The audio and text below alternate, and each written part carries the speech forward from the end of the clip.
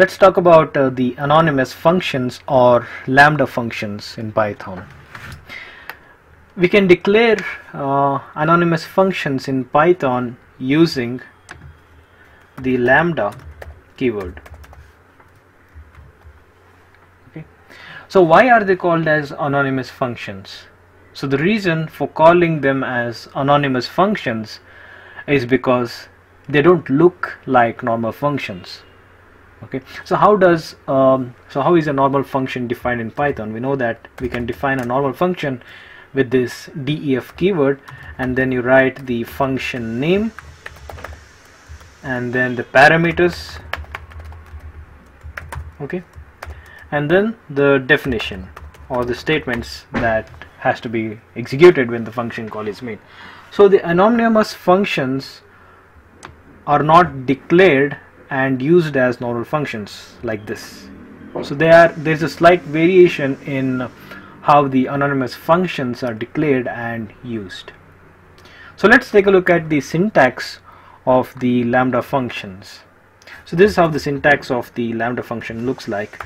You basically write the keyword lambda, followed by that you write the parameters that this lambda function accepts, and then you write this colon, and followed by that you write the expression that has to be evaluated based on the parameters you pass, and this expression also should return something from this lambda function. Okay. So if you want to write a lambda function to compute the sum of two numbers, so let's write a simple example here. We'll write a lambda function to compute the sum of two numbers. Okay, so I'll say lambda sum. So this is the name of our lambda function. So lambda sum equal to, I'll say lambda, it accepts two parameters a and b, and the expression is a plus b, so it will return a plus b. Okay, so this is the parameters and this is the expression. Let me execute this, and now to call this lambda function, you call it just like the normal function, right? You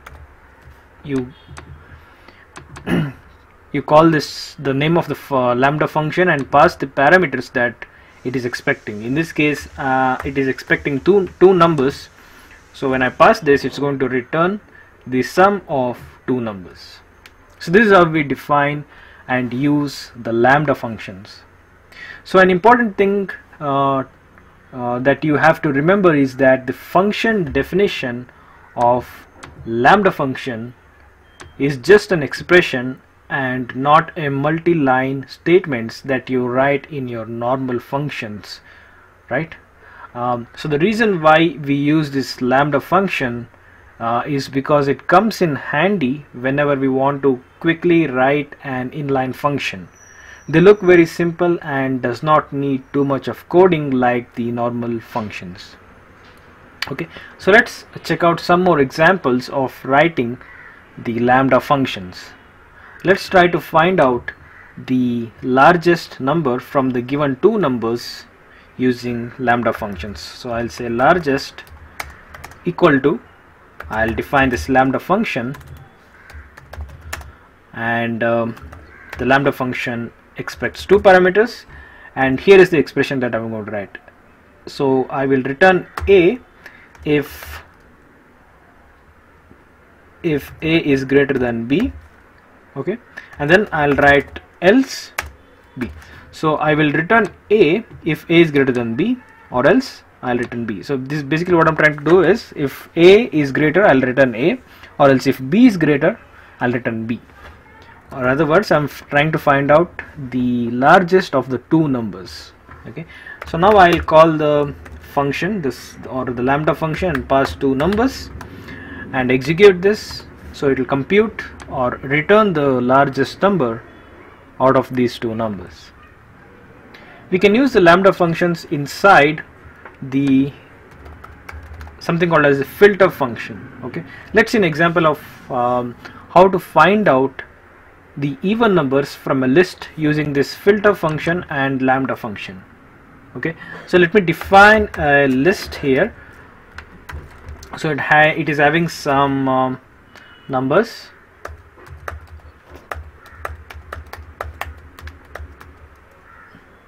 Okay, now I want to make use of this filter function and lambda functions to find out all the even numbers that are present in our list. Okay, so I'll write filter.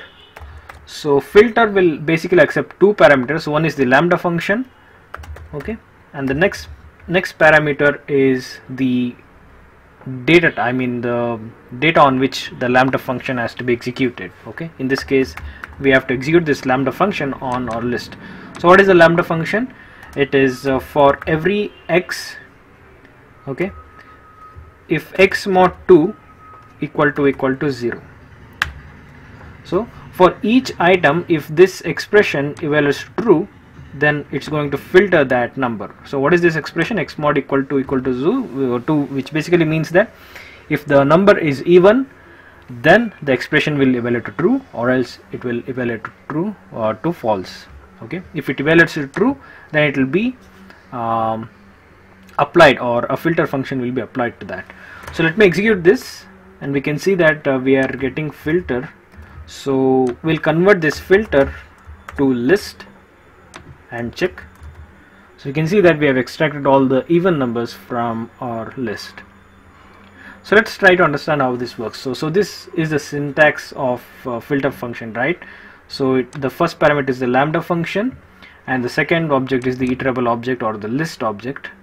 So what the filter function is going to do is going to for each item in our list, okay, it will apply the lambda function and checks whether the result is true or false. If the result is true, then the item will be appended to the list, or else it will not be appended. And this is how we get all the even numbers from the given list. Okay, so in the previous example, this example we saw how to find the in this example we saw how to find the sum of two numbers using the lambda function. Okay, so just like the filter functions, we have something called reduce function. Okay, so we will see how to find out the sum of all elements in a list using reduce function and lambda function. Okay, in the previous example we found out the sum of two numbers. This one's the sum of two numbers. Now we are going to find out the sum of all the elements in the given list using the lambda function and also something called as reduce function. Okay, so to be able to do this, use this reduce function, we need to import it from a module called function tools.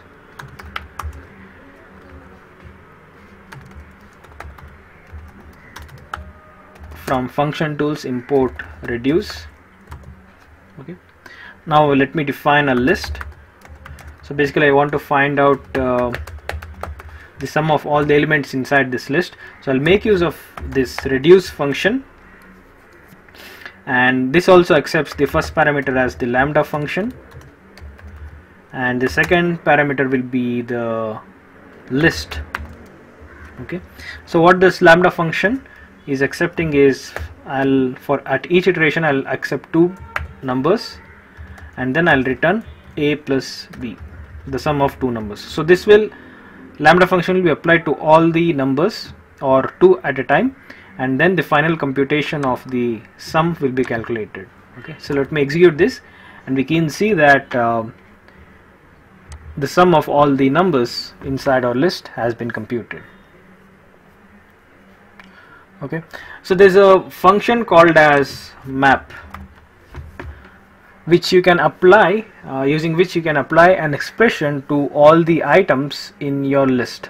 Okay, let's see an example of how to multiply each item present in your list by 2. Okay, so this is my input list, and using the lambda function, what I want to do is I want to multiply each item with 2. So I should get something like 2, 4, 6, 8, 10. I want to multiply each number by 2 and get the resultant list.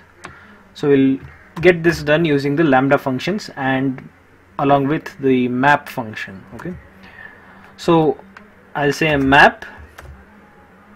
Okay, so again map will have two parameters. One is the lambda function. So for each element a, we are going to return a multiplied by 2, and the second parameter is the list that we want to perform this map operation, and then we are going to convert this result into a list. Okay, so we have multiplied each item by 2. So that's all about lambda functions in Python.